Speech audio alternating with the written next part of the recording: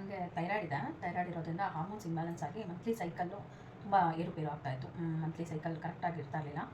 So ಸಿಕ್ಕಾಪಟ್ಟೆ mood swings ಆಗ್ತಾಯಿತ್ತು. ಆಮೇಲಿಂದ ತುಂಬ ಬೇರೆಯವ್ರ ಮೇಲೆ ಡಿಪೆಂಡ್ ಆಗ್ತದೆ ಎಲ್ಲ ಕೆಲಸಕ್ಕೂ. ಆ್ಯಕ್ಟಿವ್ ಆಗಿರೋಕ್ಕಾಗ್ತಾಯಿಲ್ಲ, ದಿನಪೂರ್ತಿ ಆ್ಯಕ್ಟಿವ್ ಆಗಿರೋಕ್ಕಾಗ್ತಾಯಿರಲಿಲ್ಲ.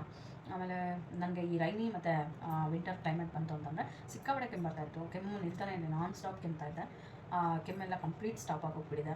ಆಮೇಲೆ ಇವಾಗ ಮಂತ್ಲಿ ಸೈಕಲ್ಲು ಕರೆಕ್ಟಾಗಿದೆ, ಅದು ಏನೂ ಮಿಸ್ ಆಗ್ತಾಯಿಲ್ಲ. ಮಂತ್ಲಿ ಕರೆಕ್ಟಾಗಿ ಆಗ್ತಾಯಿದೆ.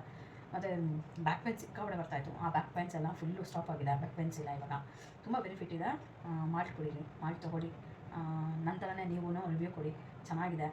ಯೂಸ್ ಮಾಡೋಕ್ಕೆ ಶುರು ಮಾಡಿದ್ಮೇಲೆ ನಿಮ್ಮ ಹೆಲ್ತನ್ನು ಹೇಗೆ ಸುಧಾರಿಸುತ್ತೆ ಅದು ನಿಮಗೆ ಗೊತ್ತಾಗುತ್ತೆ. ಇನ್ನೊಬ್ರದ್ದು ನಾನು ಎಕ್ಸ್ಪೀರಿಯನ್ಸ್ ಹೇಳ್ತೀನಿ. ಮಾಲ್ಟು ತೊಗೊಂಡ್ಮೇಲೆ ಏನಾಯಿತು ಅವ್ರಿಗೆ ಅಂತ. ನನ್ನ ಪರಿಚಯದವ್ರೊಬ್ರಿಗೆ ಹೀಗೆ ಒಂದು ಸ್ವಲ್ಪ ಮೇಜರ್ ಆಪ್ರೇಷನ್ ಆಗಿತ್ತು. ಅವರು ತುಂಬ ಕಷ್ಟಪಡ್ತಾರೆ. ಅವ್ರ ಕೈಲಿ ಬೆಡ್ಡಿಂದ ಎದ್ದೇಳೋಕ್ಕೂ ಬೇರೆಯವ್ರ ಹೆಲ್ಪ್ ತೊಗೋಬೇಕಾಗಿತ್ತು, ಮಾಡಬೇಕಾಗಿತ್ತು. ಅವ್ರ ಕೈಲಿ ಎದ್ದೇಳೋಕ್ಕೆ ಆಗ್ತಾಯಿರಲಿಲ್ಲ. ಸೊ